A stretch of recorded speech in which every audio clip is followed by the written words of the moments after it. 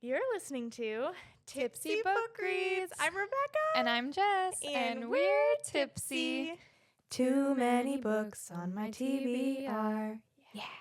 This podcast is like a book club for the antisocial. We make a drink inspired by the book we read and talk crap about life and fictional characters. We really hope you listen and drink along. Side effects of listening to this podcast may include reading vivaciously, extreme bouts of laughter, tipsiness from craft cocktails, talking shit about life and fictional characters. Listen at your own risk. Just a warning, this podcast is explicit. We are all over 21 and there are spoilers. We warned ya. Hi, best friend. Hi. I miss you so much. Same. I'm happy to be back. We're so happy to have you back. Congratulations. Baby is so cute. Got to snuggle with baby today. All the snuggles. Oh, love. Oh my God. We're off to a great start. Okay, so what are we reading? Well, we are reading I'll Never Be by A.L Fox. And I think this is like the perfect back to the recording kind of book. Yeah, 'Cause, totally. It's chill enough where you're not having to like absolutely amp in and write like the 100 of character names to try or like and learn a whole like new world or anything like that. Like we're in our own world. Yep. In real life world. In real life world. And we're reading chapters 1 through 14. Mm-hmm. So, are you ready to go, or should we give a little synopsis of the book first? So this book is about a 17-year-old who basically whatever a 17-year-old kind of goes through in terms of like first love and like first job, that kind of thing. And so they are kind of getting some not so common, but maybe common issues here we'll talk about. But yeah, so that's kind of a very small summary of it. But I do have a question for you, Jess. Yeah. What you drinking? So we're keeping it simple, and we are drinking spiked sweet tea not sponsored by the big M. I think it's hilarious because the back of this book, like one of the quotes is like, "Who knew McDonald's was sexy?" And my husband read that and he was like, "What are you reading?" A McDonald's romance. And I was like, "Dang, McDonald's sweet tea just hits different." So, cheers. Cheers. It really does, though. You can spike it with whatever you want. We used vodka. Yeah. So all the gin haters out there, you're welcome. I will forever be salty about that. I mean, I feel like I wasn't always a gin person, so they just need their like character arc in their drinking world, you know? It's fine. You'll get there. I believe in you. They just need to try the drink that you created because then they'll like gin. Just drink enough of them. Yeah. Oh, that's true. We worked on being whiskey girls and gin girls. Yeah. Mm-hmm. We were dedicated to be more than vodka girls or rum. Yeah. I just think it's so funny because the drinks that if you asked me 3 years ago, I would not have chosen are now my tops. Oh, 100%. So 100%. Growth. That's so true. Okay. Before we dive in, do you have a favorite character? Yes, I do. Tracy. Same. A queen. She is a true queen. I love Tracy. She's just so like understanding and doesn't take shit. Yeah, like she has firm boundaries, but like not in a bitchy way. Yeah. She's like, these are my boundaries, but also I love everybody and I will come to bat for you. And like, I love her. She is the real MVP. She is the real MVP. I can't believe I'm looking at you right now. Like, I'm so grateful for all the guests that came on. They were so amazing. A big, big, big, big thank you. Yeah, y'all rocked it. You guys were so much fun. But I'm happy to be back. I'm so happy to have you back, too. Okay, so what else do we usually do before then? That's about it, right? We go into Scatter Thoughts? Yeah. Okay, you go. Okay, I am really liking this book, and I feel like a lot of people say they like cried and stuff, so I'm really scared for the second half because it's probably not going to be a happily ever after, right? No, I mean, it's not. My prediction is they're gonna break up. Yeah, me too. Yeah. But I like. But part of me is like, is he dying? Because he keeps saying things. Yeah, he's kind of. I have questions for him. Right? Where he's just like staring at her, like he's soaking up like every last minute. Like that's a description. I'm like, are you dying? Bro, please don't die. To at least tell me ahead of time.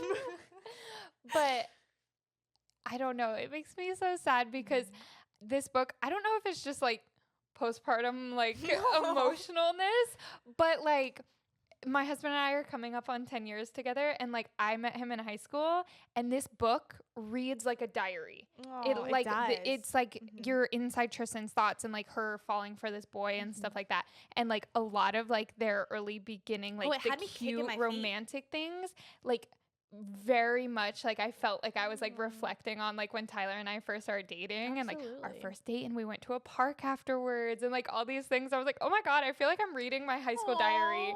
Well, so like it's not. I know, I'm like, okay, I'm just gonna stop here. That's like that trend where you just kind of stop right where it's good this ending. Is happy, I'm just gonna stop here. But yeah, because up to this point I was like, this is so cute. I feel like I'm like really seeing right through her eyes, which you know, like there's pros and cons to. Like she's obviously an unreliable narrator because it's through her own thoughts. Correct. But also I'm eating up just like reading basically her diary. And as she falls for this boy, and I don't know, it's just making me like, oh my God. Yeah, the beginning definitely had me like kicking my feet. Like it was so cute. I was catching myself like smiling and giggling because like that is that very first. You have a crush, your crush likes you back. Like finding that minute out when you find out that they like you back is like the best. Yeah. And so it was so well written in that sense. Like I really felt it all over again. Yeah, like the butterflies of that like first crush. Right? And every time they like touched like at the McDonald's, like crossing paths or whatever. I just thought that was so cute. Yeah, 100%. Super adorable. Also, the ice cream machine always being broken. I love that she called attention to that because I was like, true. I love the time period that this is written in. Me too. This is literally our peak. Yes. Like 2009 to 2011. Are you kidding me? It's perfect. The references. All of Lizzie McGuire. Living for it. The poster of Orlando Bloom. Oh my gosh, Legolas. Oh my gosh. I was like, I'm just like putting little hearts by all the pop culture references that like I'm so nostalgic about that period of time. So I'm obsessed with it. Yeah. Also, A.L Fox, do you want to come on our podcast? Please come. So we can talk about all the 2009 to 2011. Yep. Just yes, it's perfect. I like literally like even the McDonald's sweet tea when we took a sip of it before we added vodka, and I was like, this just took me back to and then like this exact time period. That's so true. But yeah, speaking of which, like the way it reads like a diary. One of the things that I felt like was very diary-esque, where you're like trying to sound so poetic, like in your own diary, and then you just like follow it up with either like not that this was misspelling, but if you were writing your own diary, like misspelling or like whatever slang it is to this day. And so one of the things that just like made me laugh and I loved so much, I'm so glad that she like put that in there. Should I read the whole thing? Yeah. It said, I assume the reason for no Texas trip is of a personal nature, and while it saddens me that there may be some turmoil there for them, you won't catch me complaining about the boys staying put and befriending little old me. Like, it was such nice words. I'm highly educated. Look at these SAT words. SAT words, and then you won't catch me complaining. I love it. Oh my gosh. Yes, that was so cute. And then the Taylor Swift references. Oh my gosh, yeah. Fearless being on immediately like back there. Yeah. Also, okay, back to the me and Tyler thing, but also just like that time period thing. When I was in high school, Tyler made me a CD.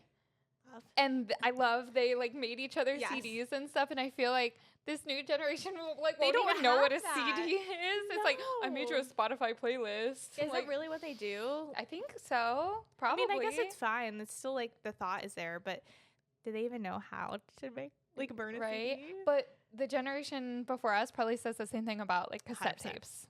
Like, oh, the kids don't know what like the mixtapes are, the 100%. cassette tapes, and now we have like CDs, and then the next one is Spotify playlist. Yeah.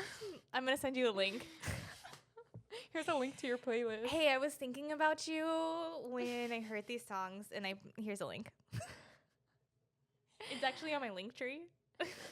Oh my gosh. So yeah, just how things evolve. It's funny. I love it though. Is this? I know that this is not, but the description of the restaurants, is this not the town that we lived in? Literally, I was thinking that like Or there was nowhere else to go except for Chili's and Applebee's. And then we did have Steak and Shake though. We sure did. We did have Steak and Shake. Sure did. And the McDonald's. Yep. So, but yeah, literally, like that was the Chili's. Chili's for birthdays. Like, yeah, where are we going? Chili's or Applebee's? Mm-hmm. Applebee's. That's what was date night. Yeah. But it was so funny though that it was like, so it's either Applebee's or Chili's, and it's like, I feel that's like another reason that I connected with this book. There's just like so many little pieces that I was like, I feel like this was me in 2009. Yeah. 2011, whatever. 2010, 11, 2000 12. For me, 2014. Like, yeah, but that whole like, period. Yeah, that's love so it. funny. Such a good description of that. But that was one of my favorite little things. The way that she describes him is just so 17-year-old girl. It is. Like, it really is. Mm-hmm. She's just head over heels. One of my favorite things though is whenever I'd read something and I'd be like, oh my God, that is such a 17-year-old thing. Like I'm cringing. And then it follows up with her thinking to herself, oh my God, that was such a 17-year-old thing to do. Like calls herself out for the behavior. Yeah. Just like her embarrassment. Like, yeah, like, ooh, I shouldn't have acted that way. That was a little childish. I feel the secondhand embarrassment and I'm living for it. Mm-hmm. Okay, so fuck Darla and fuck I literally Carrie. forgot Carrie was a thing. I did. I feel like that was forgot. that was so out of left field for him. Yeah. Like all of a sudden hating when she found out that he like loved her or whatever, and that's the reason why the mom First off, Mom, you need to check yourself, because if you're getting that upset, over here I am, sweet tea.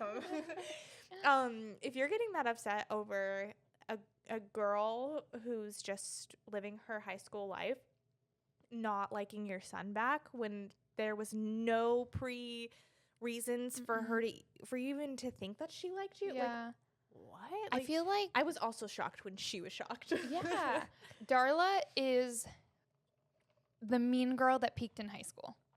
And is still living in that high school drama. Mm-hmm. And also she's one of the creepy boy moms. Yeah. That like is way too much in their kids' business. Only for her one kid. Yeah.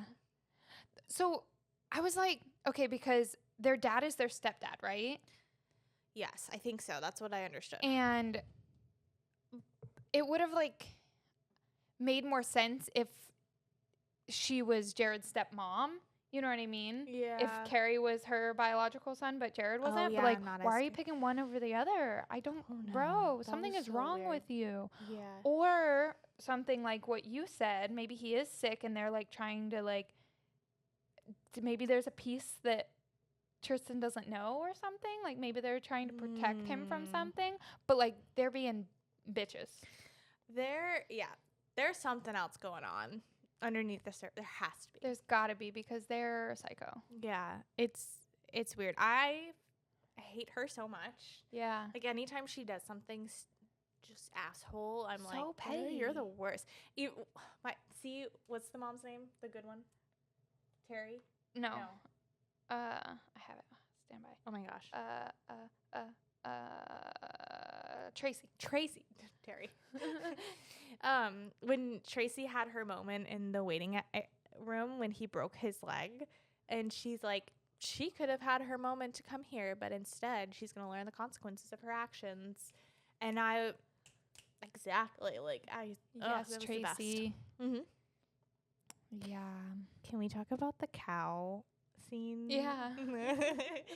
I wanted so much in that moment to take our lead girl, Tristan, by the shoulders and say, what did you think was going to happen there, buddy? Like, what did you think you were going to do? What was your job? Like, I feel like the two of them should have, like, when he asked her to come, he should have been like, just to be clear, like, because you've never done this before and you don't know what's going on, you're not going to be on a 4-wheeler chasing a cow.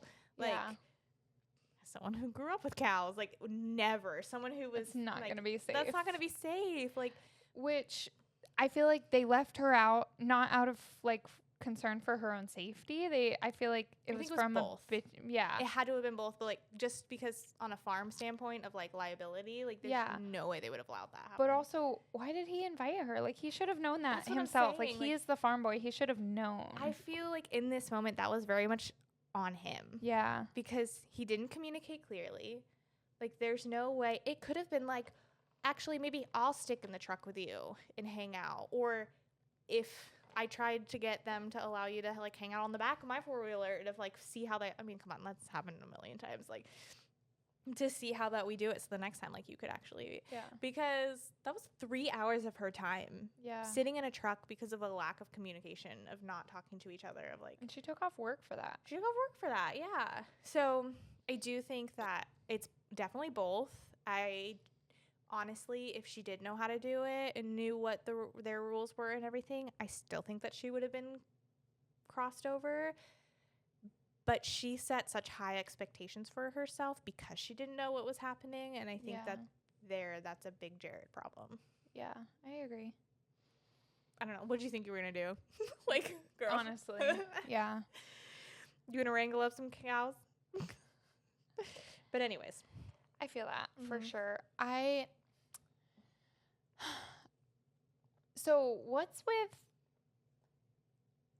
Darla, right? Darla? Mhm. Paying some of their rent, which sure, fine, it's your kids. Mhm. But why, like, that was very brushed over, right? Well, it was brushed over. It was almost as if it was a secret. Yeah.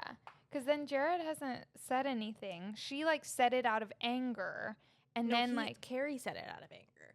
He threw that in their face, being like, why are you letting this girl, like, when mom and I have both said we're uncomfortable with this, and she pays half the rent. Yeah. And so the mom has never even come out and said it. I thought she did. Isn't But that weird? either way, like, it feels, I there's think that's something weirder. Yeah. Though.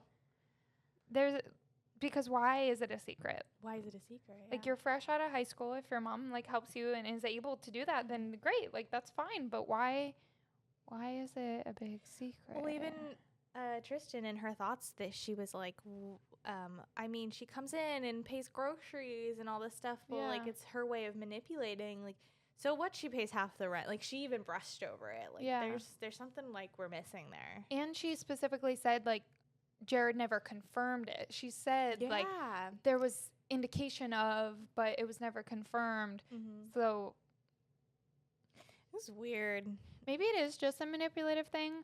Their dynamic is strange. Yeah, there's a lot of manipulation going on. Mm-hmm. That also brings me to, Jared. Yeah.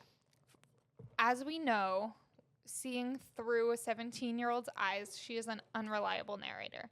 So we see through her eyes that Jared is, like, perfect, right? 100%.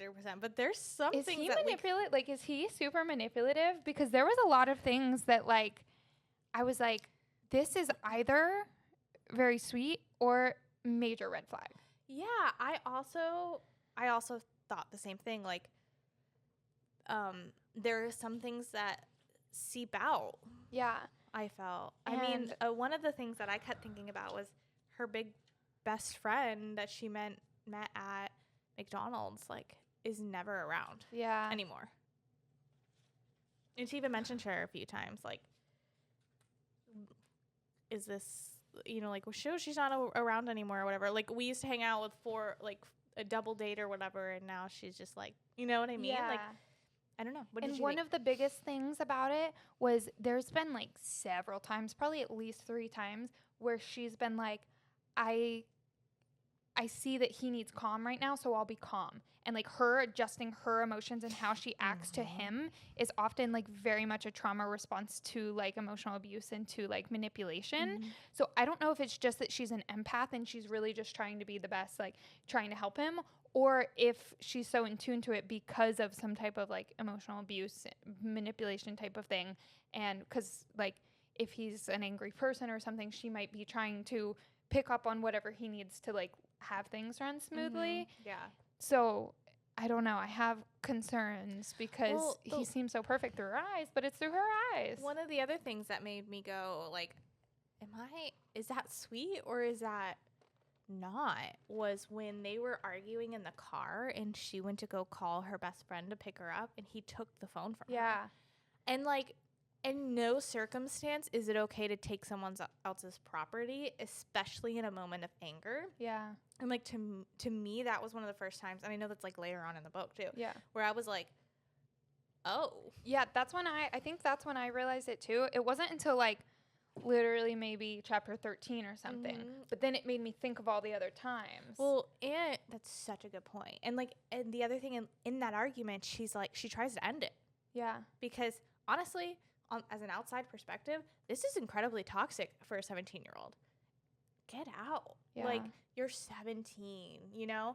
And so I don't know, like, she started to end it, and then he was like, no, I need this to be enough. Like, I need this, just our love to be enough, not like A, B, and C. You know what I mean? And it was very weirdly worded. And it could just be like the young love thing, but also like there's some type of something about it that makes me question. He's a year? 2 years and a half, older. 2? Yeah. 2 years older? I think, 2 years older. I don't know. Yeah. Which, like I said, are we reading too much into this? Maybe. Because I didn't think about it until the like last chapter that we read. Prior to that, I was like, oh my God, Jared's so sweet. This is so cute. But then it made me circle back. And I'm like, or have we just read too many other things that we're just like. Also, there's a little bit of like past trauma on my side. So I feel like maybe I might be reading this into it. Because, I don't know. But there were definitely a couple moments. And it could just be because they're young. I don't know. It could be. We will see, won't we? Yeah, we will. Should we take a little breaky break? Yeah. Okay. We'll take a little break and we'll be right back. We're back. But so I don't know. It could be toxic. It could not. But it's the whole rose-colored glasses, like being blinded by love thing. Yeah. When you're in it, like she sees him as so perfect. So perfect. Like, I see him as perfect. Yeah. I mean, in my situation, my husband is amazing. And so when I was 16 and seeing things in so much love, it wasn't toxic. You know what I mean? But 100%. Then I circled back through her thoughts and I'm like, girl, maybe there's a problem. Also, I feel like she puts so much emphasis on honesty and all that stuff. And I feel like there's a lot he's not telling her.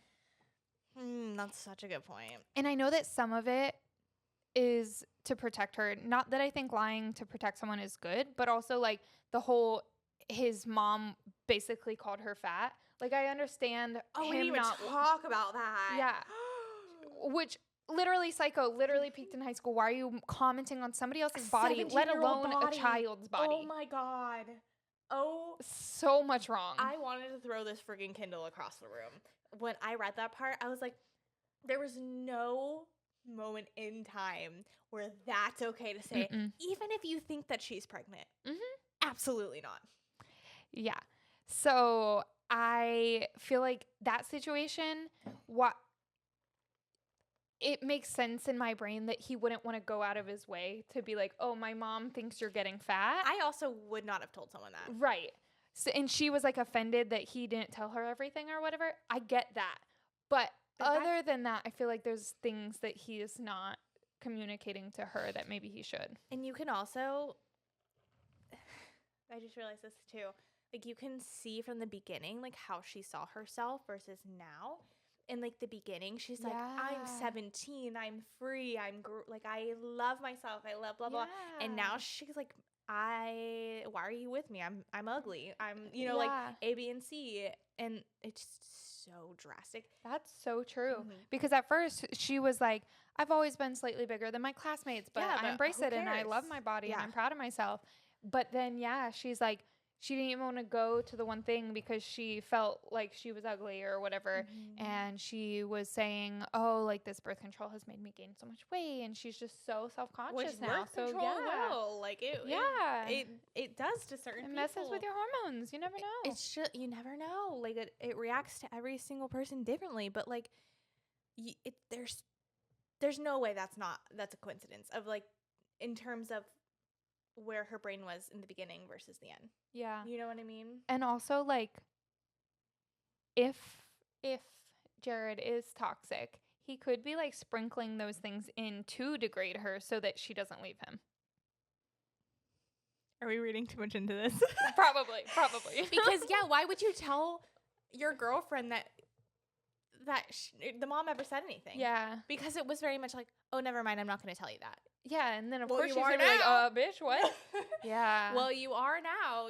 Now that you just brought that up, if you knew you weren't supposed to say that, don't bring it up. Don't even talk about it. Yeah. Don't even talk that something else was said. Like, yeah. What?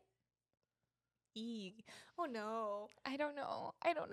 Oh my God. I want her to be so happy and free. And I know. Now she's 18 by the time that we finish this last chapter. Like, free and 18 and living life. I don't know. But also, maybe he's not toxic because I feel like Tracy.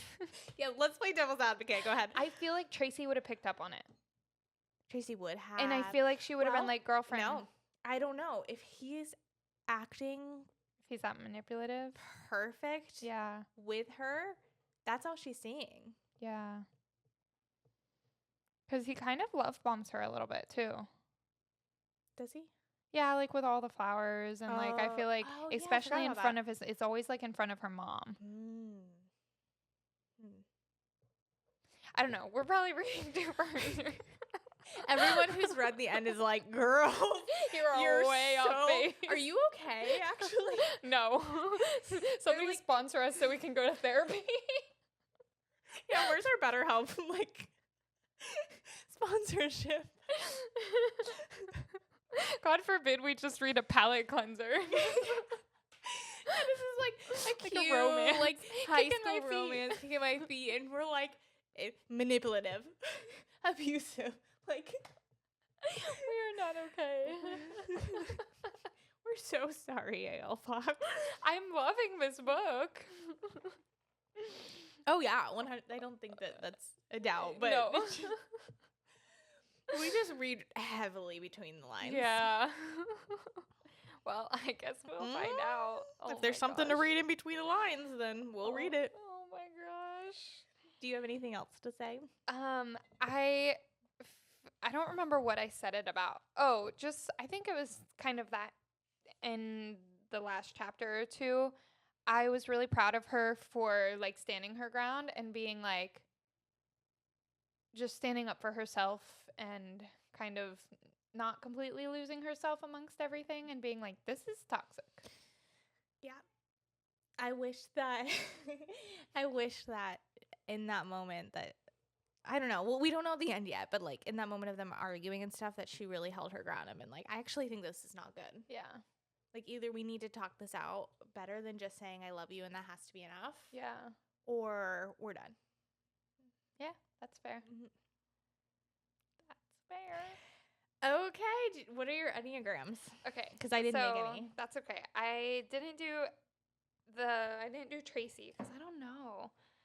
I go back and forth. Okay, so I think Carrie is a 4 because of the negative traits. The negative, like, the unhealthy 4, like, plays victim. Yeah. And he's like, my brother stole my girl. Bitch, it was never your girl. Shut up. Not even a little bit. Shut your trap. Like, not even a little bit. Darla, her, like, I think she's a 2 because the negative traits can be overbearing and manipulative. Whatever. Can be when you're not healthy. Tristan, I think, is either a 6 or an 8. I'm not sure which. I think an 8 is fair. I think that would be a good one. And then I think Jared is either a 3 or a 9. So okay, I'm gonna dig more into it in the second half. Sounds good. What kept you up? The baby. Knew that was coming. Actually, my baby sleeps pretty good. Knock on wood. But, I mean, obviously, up a couple of times. Per expected. Honestly, maybe unpopular opinion, but the middle of the night is my favorite time with my baby. Love that for you. That's good. What kept you home? My baby. Busy. That is a busy time. Yeah. We've been out and about, though. We've been to the brewery. We've been to Disney a couple of times. Yeah. He is a well-traveled baby. What about you? What kept me up was Downton Abbey. I guess I should have said like, oh hi, I'm back from traveling abroad. Welcome back to America. Thank you. I'm so happy to hear this. Ice. The sound of America. Oh, the sound of freedom. Like when we walk down there's literally when people like go and travel and then come back, specifically in Europe, they have the caca, my pronouns are USA, and then it's like the whatever American song, and they're like chugging their iced coffee and like the bottle caps actually coming off. And I was like, that's not gonna be me. That's like, I'm enjoying my time. And then I get off the plane, I'm like, I need Dunkin' Donuts right now. Where's the closest Starbucks? Well, I feel like that's always the case. Like when we got back from Iceland, we pulled straight into the McDonald's. We sure did. You know what? That's so right. We're like, but when I was traveling, we didn't have like cable or Netflix or anything. We just like had a DVD player, and so we were watching Downton Abbey, and now I'm absolutely obsessed with it, and I can't stop watching it. And if anyone knows Downton Abbey, I am, let's see, just so you know whose death that I've come to. Spoilers for Downton Abbey if you... No, I'm not going to say who's death. That's what I mean. Like, I'm on season 4 now, so I'm past season 3, if you know what I mean. And I'm devastated, but I'm going to keep watching. Okay, cool. And then what kept me, what is it? Home?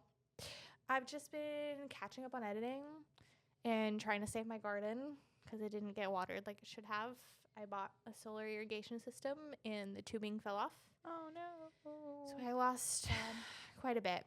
But so I've just been cleaning that out and trying to get the others going. But it is dead summer in Florida, so yeah, that's was pushing my luck anyways.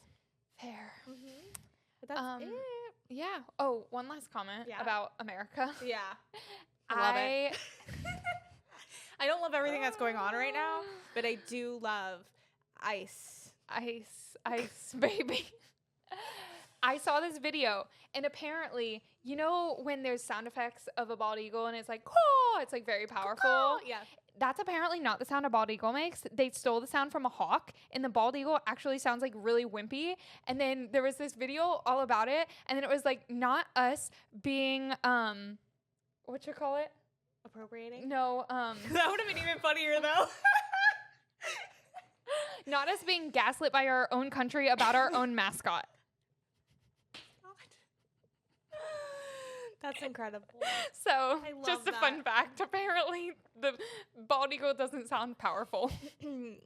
That's really funny. And I would also say, as much as I love being in the States, I loved the honor and the ability to travel. I don't want to sound like not grateful for my experience, but I am happy to be back. Yeah, sweet. Okie doke. We're finishing the book next week. And A.L Fox, please come on. Please, if you're watching, we would love for you to be on the podcast. Yeah. Anything else? We're working on some cool events coming up, so keep an eye on our Instagram. I know we've been a little quiet, but like we're back. There's a new child, and there was out of the country. So so follow us at Tipsy Book Reads on Instagram and back TikTok, and better than ever. Oh yeah, baby. You've been listening to Tipsy Book Reads. Stay tipsy. Bye.